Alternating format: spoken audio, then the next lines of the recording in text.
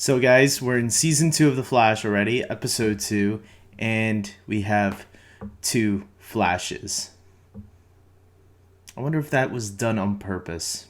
Hey, everybody, this is David, and today I am going to be talking about The Flash, season 2, episode 2, Flash of Two Worlds. And this is the episode that introduces Jay Garrick to the Flash family. For those of you that don't know who Jay Garrick is, he is the original Flash in the comics. Before Barry Allen, there was another Flash named Jay Garrick. But the reason Barry Allen was used is because he is the more popular Flash. So they like to, usually use him in a lot of the other mediums, such as the films, the animated stuff, etc., etc. And this is really cool because this is the first time in live action we get to see these two Flashes hanging out. So, what did I think of the episode? Did they pull it off? Let's get talking about it. First of all, I really liked Jay Garrick in this episode. Having Jay here was really cool, and having him sort of be a mentor to Barry was really nice too. I also liked the fact that, they didn't treat him friendly right away. Barry kind of stood his ground and was like, I don't know about this guy, can we trust him? Because he was sort of, backstabbed by someone like that in the past, and someone who was a speedster, Harrison Wells. And look how that turned out, right? So I really liked how they really played with that dynamic. I also really liked that it was Iris was the one that kind of knocked some sense into Barry, saying, "Hey, look, are you really not trusting this guy because you don't trust him, or is it something to do?" And Iris has been impressing me so far. These last two episodes, that she hasn't been annoying me yet. But I did notice something, that even though she has been the voice of reason for Barry so far, I feel like she's definitely not really doing much other than that. And I hope they give her more to do than just, hey, Barry, need to talk again, I hope they actually give her more to do than just that. We are also introduced to Joe's new partner, Patty, who actually seems like a really interesting character, kind of like what the casting sheets said she would be. They kind of hinted that she would be like a Felicity type of character, and I really like that. She's very enjoyable to watch and very tough. I really like her backstory, that they tied her to Mark Martin, the second Weather Wizard, I believe that was. How her, I think she said it was her father that was killed by him. I thought that was a really nice little tie-in to that, and shows why she really wants to help Joe with this task force in taking down metahumans. It makes me wonder, though, will something backfire on that for Barry and Team Flash? We'll have to see. But so far, I'm really liking this character. I think she'll be really cool. I just hope they don't ruin her if she does get into a romantic relationship with Barry. We also got to get a little bit more of a glimpse of Cisco's power in this episode. That was a lot of fun. And seeing that not only can he see in other dimensions, but he can see where certain characters are at certain moments. And that's very useful, obviously, as we can see. But he doesn't want to tell the rest of Team Arrow, or Team Flash, because he's kind of ashamed of it seems like. But he does tell Dr. Stein, which is really cool. And because the first time Stein noticed something was wrong with him, Cisco kind of, no, I don't want to talk about it. So I thought, oh man, he's gonna throw this off for a couple of episodes. But no, he told Dr. Stein later on in the episode, so that was really cool. I really like that. I'm hoping this won't last too long, that he won't tell the rest of the team. And I hope he really comes to terms with his powers, because it could be really useful if the rest of the team actually knew what was going on with him. I also gotta admit, I really like that little Arrow cameo. Arrow, Oliver Queen, Stephen Amell was on the television, from Arrow's last week's episode. And Cisco makes the comment, I really hate it when they put green in the name.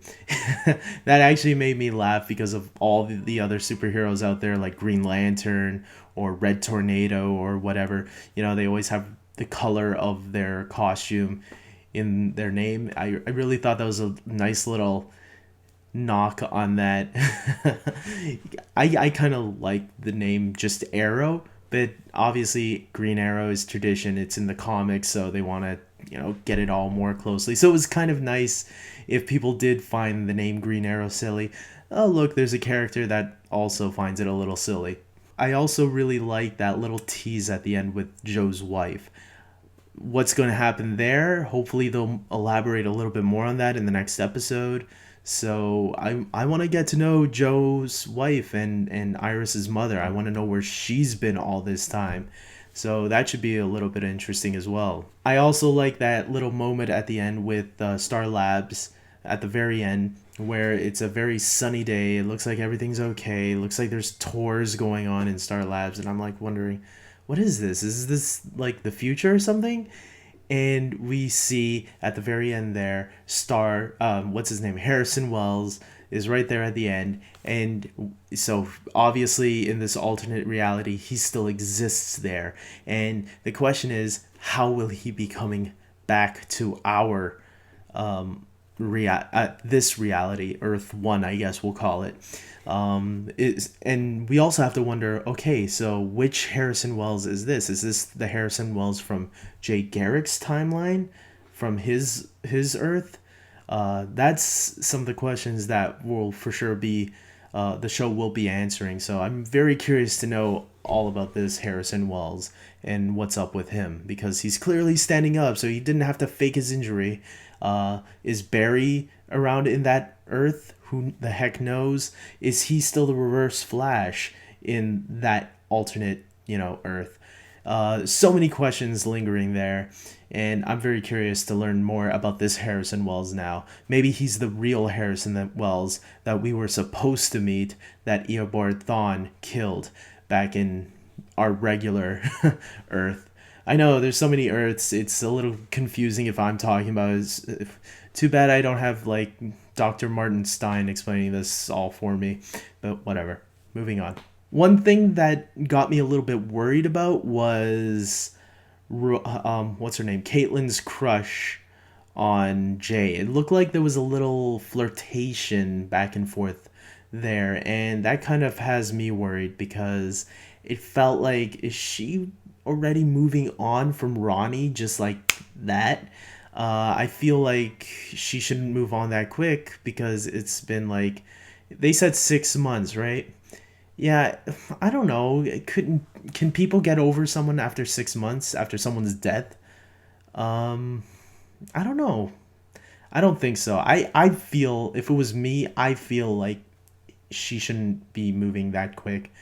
But we'll see. We'll see where it goes. Maybe it's just a little flirtation and that's all it was. Maybe they won't do nothing. I also wasn't too fond of this Sand Demon guy who kind of reminded me of Sandman from the Spider-Man movies. Yeah, he was just your typical villain of the week thrown in there for Barry and Jay to handle. Yeah, that's all he was pretty much there for. So no big impression. Although I did like at the very end where after they defeated the Sand Demon, Barry and Jay go through that. They go around the brick wall that was between them to go untie Patty. I thought that was a nice little reference to the comics, which was something that actually happened in the comics, which was really cool. There's a picture of it online if you want to check that out. Also, we got our first look at Zoom, Professor Zoom, and yeah, he sounds pretty intimidating, and that's all we know so far. He's blurring his face, I think, if I remember correctly, and I wasn't sure why, because he had no face to protect. It looked like he had a whole mask covering himself, but or maybe it was just so dark it looked like he was blurring himself, but I thought that was kind of funny. But yeah, I really like that beginning there where we got to see Jay's flashback to him and his villain fighting, Zoom fighting together before before the wormhole opened. And I thought that was a really nice little flashback there that gave us an idea of who this Zoom guy was, a little backstory on him as well. And it looks like he's going to be bringing a couple of metahumans from his world to Barry's world. So I hope that doesn't go on all season long, because I think there's still villains in our world that you can explore with as well, or our world, Barry's world. So we'll see how that turns out. But so far I'm okay with it. But as the season progresses, I hope that kind of changes a little bit. Kind of like last season, it seemed like they were always going to do this freak of the week type of thing, kind of like Smallville, but obviously they kind of mixed it up as the season went on, and it turned into a lot of fun. So guys, I'm going to give this episode an 8 out of 10. I really enjoyed it, thought it was good, another solid episode. So far so good with this season, nothing mind-blowing, but yeah, I actually think I liked this one a little bit more than last week's episode, which I also thought was okay. But yeah, this one definitely was, I feel it getting a little bit better. So I'm enjoying the season so far. 2 episodes in, so far so good. And it looks like next week is going to be a pretty good episode as well. I can't wait until things really get going, because they are definitely planting some things here and there that I hope are really going to play off well in upcoming episodes. So with that being said, guys, what did you think of this episode? Did you like it? If I made any mistakes about any character names or whatever, let me know. And tell me a little bit about this Zoom character, because I don't know too much about him. I'll probably read him up, but yeah. And subscribe, like, and you know the drill. And until next time, take care.